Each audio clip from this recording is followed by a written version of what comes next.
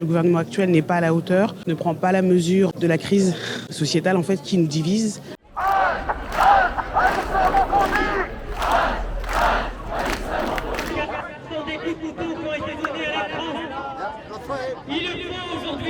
Je suis ici pour dire non à ça, non à la haine et non à la connerie humaine au fond. On ne devrait pas banaliser ce genre d'action, surtout en France où on considère que c'est un pays laïque, que tout le monde pourrait vivre normalement et en étant en sécurité. On ne peut pas accepter ce type de situation, cet acte qui est extrêmement grave et qui est malheureusement légitimé aussi par une bonne partie de la classe politique et par les médias.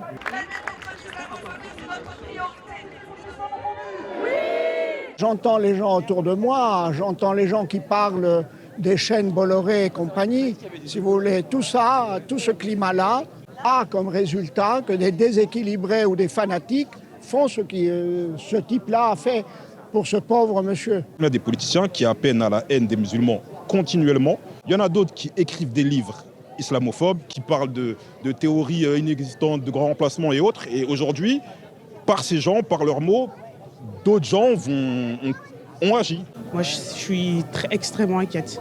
Inquiète de quoi? De cette haine qui monte? Elle ne monte pas, elle est alimentée, elle est constante, elle se diffuse, elle est acceptable, elle est acceptée, elle est tolérée. Moi, je ne l'accepte pas, je ne me résigne pas. Donc oui, je suis inquiète pour moi, je suis inquiète pour mes enfants. Son grand frère est avec nous, mon frère.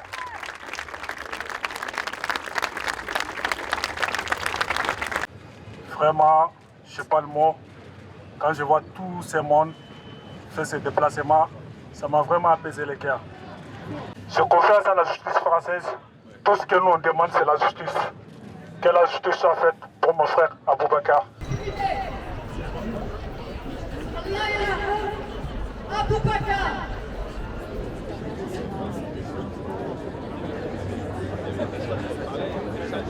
On voit quand même comment réagissent les politiques différemment selon les situations, selon les origines des personnes, les mots qu'on emploie, d'attentats, de meurtres, et puis comment on réagit pour tout ça en fait. Je trouve que les hommes politiques ne sont pas, en tout cas le gouvernement actuel n'est pas à la hauteur, ne prend pas la mesure de la crise sociétale qui nous divise et que ceux qui sont censés nous rassembler, véhiculer les valeurs de la République, liberté, égalité, fraternité, jettent de l'huile sur le feu. La représentation du monde qui est loin d'être réductible au délire complotiste de la machosphère.